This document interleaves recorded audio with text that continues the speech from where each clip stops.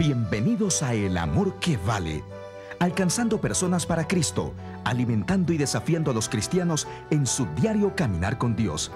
Este es el ministerio de predicación y enseñanza del pastor, maestro y autor, Dr. Adrian Rogers, tocando vidas alrededor del mundo al proclamar las buenas nuevas de que Jesucristo es el amor más grande.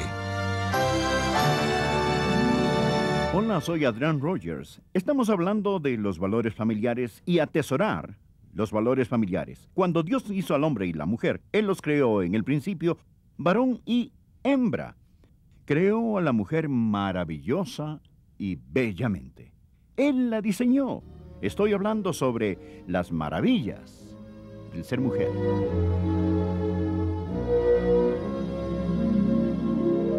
Por favor, tome la palabra de Dios y busque el libro de Tito. Está casi al final del Nuevo Testamento. El libro de Tito, y en un momento vamos a leer juntos los primeros 5 versículos.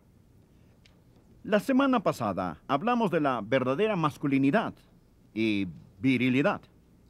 ¿Qué es un hombre máximo? Hoy hablaremos de las maravillas del ser mujer y de la verdadera riqueza del ser mujer al hablar de los valores familiares. Damas, esto es especialmente para ustedes. Presten atención. Por favor, mire Tito, capítulo 2, versículo 1. Pero tú habla lo que está de acuerdo con la sana doctrina. Observe la frase, lo que está de acuerdo. ¿Alguna vez le han dicho al usar cierto vestido, ese vestido le va muy bien? La idea aquí es lo que embellece la sana doctrina. Adelantémonos por un momento y leamos el versículo 10. No defraudando, sino mostrándose fieles en todo, para que en todo adornen la doctrina de Dios. La palabra adornen tiene el mismo sentido que la palabra usada para cosméticos. Él dice, esta es la manera de hacer las cosas hermosas. Es el tomar la palabra de Dios y hacerla algo que adorne. Es algo hermoso. Pero no estamos hablando de su rostro físico. Hablamos de su estilo de vida, que adorna la palabra de Dios y trae belleza a su hogar. Bien, continuemos leyendo. Pero tú habla de lo que está de acuerdo con la sana doctrina. Que los ancianos sean sobrios, serios, prudentes, sanos en la fe, en el amor, en la paciencia. Las ancianas asimismo sean reverentes en su porte, no calumniadoras, no esclavas del vino, maestras del bien. Que enseñen a las mujeres jóvenes a amar a sus maridos y a sus hijos, a ser prudentes, castas, cuidadosas de su casa, buenas, sujetas a sus maridos, para que la palabra de Dios no sea blasfemada. Présteme atención y permítame decirle que el barco del hogar y el barco del matrimonio ha perdido sus amarras. Parece que estamos en alta mar, sin un ancla, sin una brújula y sin un timón, en una noche oscura y tormentosa, a punto de hundirnos. Y los hogares, como Dios los destinó y como una vez existían en nuestra nación, están rápidamente desapareciendo en el horizonte. Y es un desastre nacional. No es que ignoremos estas cosas. Navegamos un barco el cual se está hundiendo en un mar de información. Tenemos seminarios, conferencias y encuentros y consejeros ad infinitum hasta nausear. Pero no estamos aprendiendo porque no regresamos a la palabra de Dios. Escuche, lo que voy a decir proviene directamente de la palabra de Dios. Satanás ha apuntado toda la artillería del infierno hacia el hogar. Inmoralidad, adulterio, fornicación, homosexualidad, aborto, esterilización, liberación femenina, delincuencia juvenil, crimen y rebelión sexual. Mire, todo esto nace en el infierno y está dirigido contra el hogar, tratando de hundir el barco del matrimonio. Ahora, Dios tiene un plan. Existen 3 puntos que deseo que aprendas sobre el plan de Dios para la mujer. Primero, el legado que ella debe dejar. Segundo, el amor que ella debe aprender. Y tercero, la vida que ella debe vivir. Es muy simple. Mire, el legado que ella debe dejar. Comenzando en el versículo 2, que los ancianos sean sobrios, serios, prudentes, sanos en la fe, en el amor y en la paciencia. Las ancianas asimismo sean reverentes en su porte, no calumniadoras, no esclavas del vino, maestras del bien, que enseñen a las mujeres jóvenes. Quiero parar aquí mismo y decir que la palabra dice que las mujeres mayores tienen un ministerio de Dios, y este es enseñar a las mujeres jóvenes. Este es el legado que deben dejar. Aquí lo dice muy claramente que las ancianas deben enseñar a las jóvenes. Este es el plan de Dios. Y no debe salir principalmente del púlpito, más de las ancianas, abuelas y madres en Israel, en la iglesia, quienes enseñan a las mujeres jóvenes lo que la palabra de Dios tiene que decir, el legado que ella debe dejar. Sé que la mayoría dirán, no califico, mas de cualquier manera escuche, para que esté lista cuando llegue esa edad. Las ancianas asimismo sean reverentes en su porte, no calumniadoras, no esclavas del vino, maestras del bien. Antes de hablar sobre la enseñanza, note que aquí dice que ellas deben ser reverentes en su porte. Esto es una conducta, un comportamiento santo. Me interesé en estudiar esto y significa que debe poseer un aura de santidad a su alrededor. Literalmente infiere que debe tener la fragancia de la santidad. Esto es lo que los exégetas o intérpretes nos dicen sobre esto. Es una ilustración del sacerdote que ha entrado en el santuario a ministrar. Y al salir de este, el dulce perfume del incienso aún impregna su ropa. Y usted simplemente respira en su presencia y dirá, él ha estado en un lugar santo. En el lugar santo. Esta es la idea aquí de un porte o conducta reverente. Es decir, tiene un aura, un olor de santidad. ¿Ha conocido a mujeres así? Yo sí. Esas dulces madres de Israel. Estar en su presencia es como estar en el lugar santo. En la presencia de Dios, ellas tienen la fragancia, la belleza de Jesucristo en sus vidas. Aquí está lo más importante que dice, en mi opinión, que las ancianas deben enseñar a las mujeres jóvenes. Mire el versículo 4. Que enseñen a las mujeres jóvenes a amar a sus maridos y a sus hijos, a ser prudentes, castas, cuidadosas de su casa, buenas, sujetas a sus maridos para que la palabra de Dios no sea blasfemada. Ahora, permítame hacerle una pregunta. ¿Quién está enseñando hoy a las jóvenes? Piénselo. ¿Quiénes son hoy los maestros de las jóvenes? ¿Es el show de Cristina? ¿O es algún otro programa? ¿Quién les enseña? Las universidades. ¿Acaso las universidades dicen, esta es la forma de ser un ama de casa? Más bien les dicen, esta es la manera de no llegar a ser un ama de casa. Y usted sabe que es verdad. ¿Quién les enseña a ser administradoras de su hogar? ¿Quién? ¿Tal vez las telenovelas? ¿Es ahí donde lo van a aprender? Quizás el ministerio más grande que usted puede tener si es una mujer mayor es encontrar una joven esposa, ministrarle y discipularle. En nuestra iglesia tenemos un programa maravilloso para damas. Se llama De Mujer a Mujer, donde las mujeres mayores ministran y discipulan a las más jóvenes, porque muchas no tienen una maestra o alguien quien las discipule. Primeramente, al nosotros hablar del ministerio de la mujer y del valor de la mujer, lo primero es el legado que ella debe dejar. Madres, abuelas. La palabra de Dios dice, no Adrián, la palabra de Dios dice que ustedes deben enseñar a estas mujeres jóvenes. Si no lo hacen, están desobedeciendo a Dios y perdiéndose una bendición. Una recién casada le dijo a su esposo: estoy apenas aprendiendo a cocinar. No sé mucho, pero ya aprendí cómo preparar la carne y cómo hacer pudín de banano. Él respondió: eso es maravilloso, mi amor. ¿Cuál es cuál?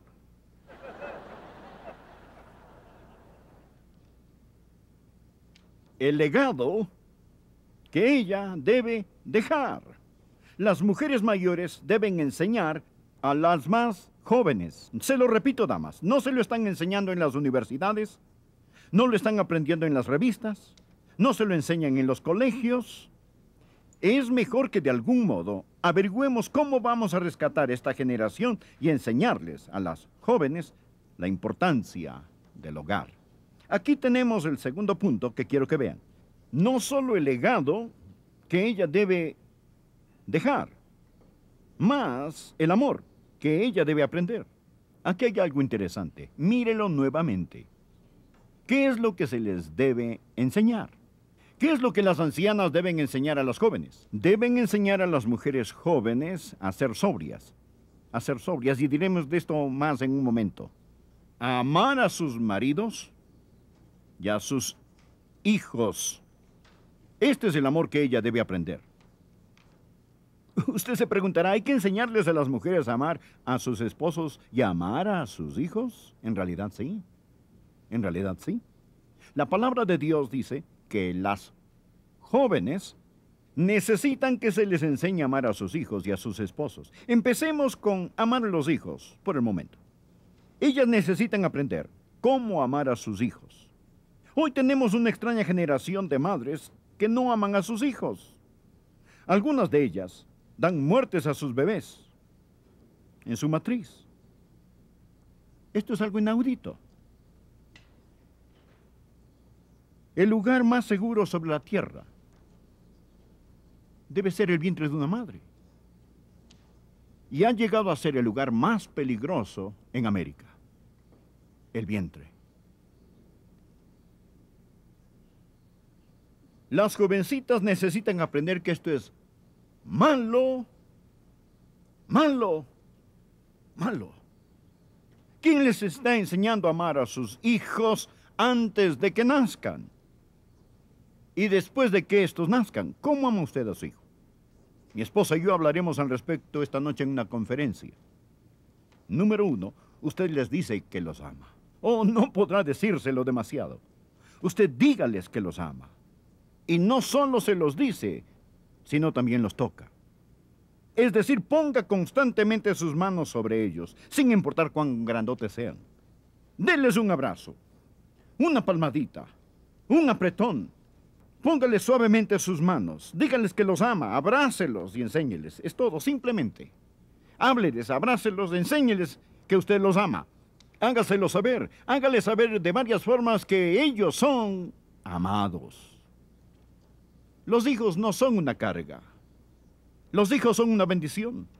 Salmo 127, versículo 3. He aquí, herencia de Jehová son los hijos. Cosa de estima es el fruto del vientre.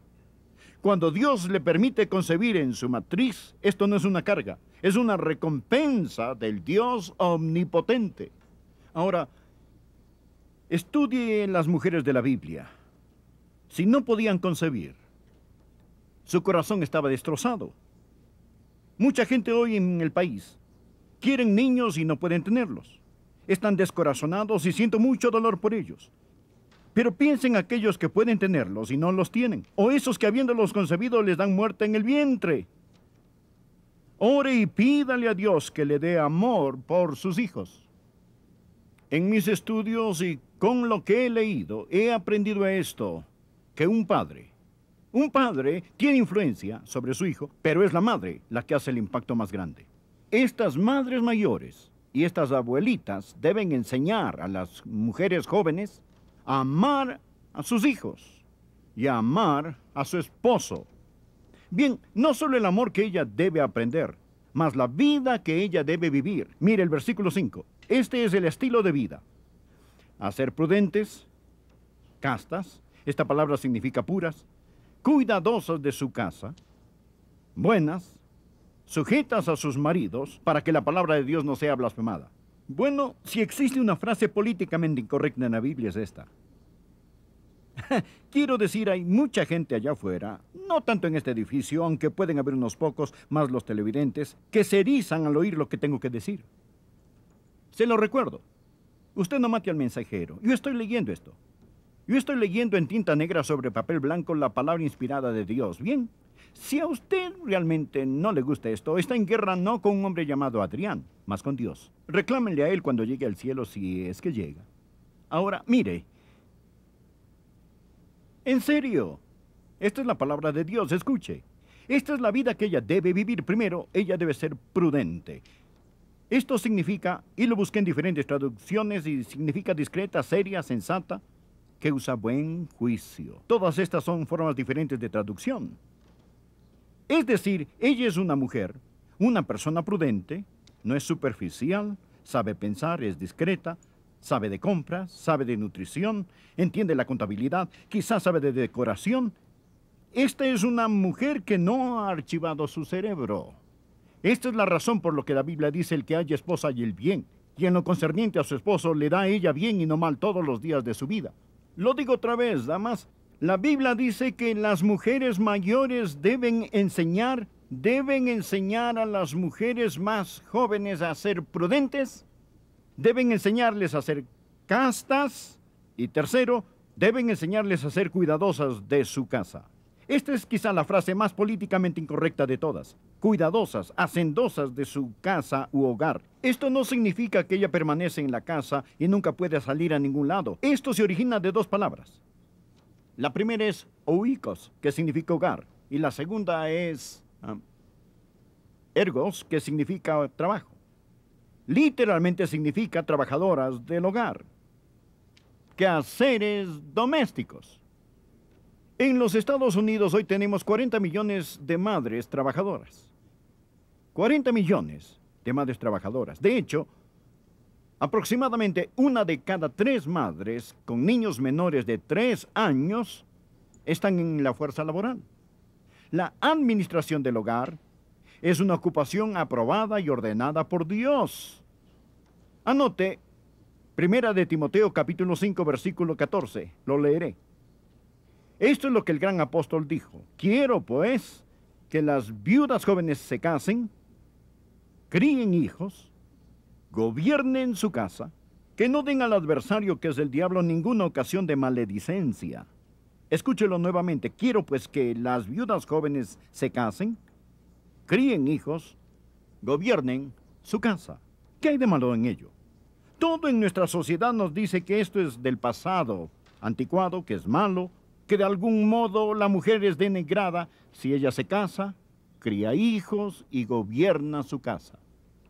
La Biblia dice que la mujer debe estar en el hogar, y esta palabra gobernar realmente significa que manda en la casa.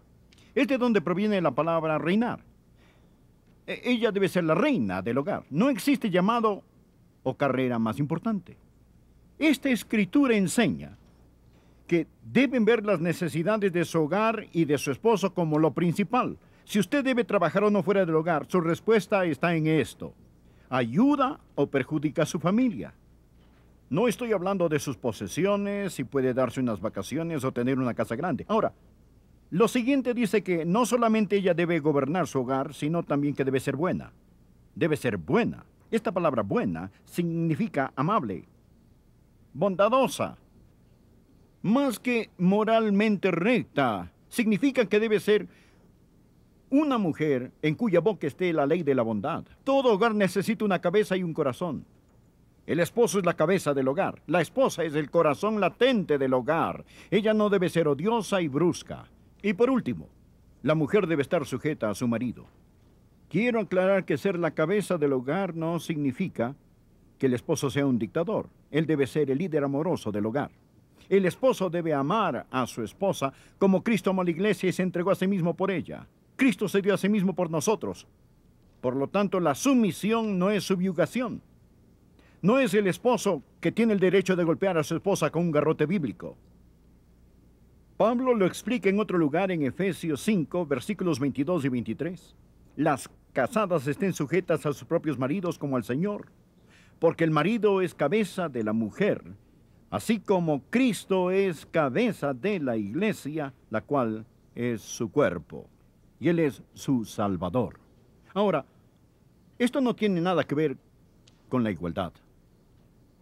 Los esposos y las esposas son iguales delante de Dios, tienen el mismo valor. Pero hoy,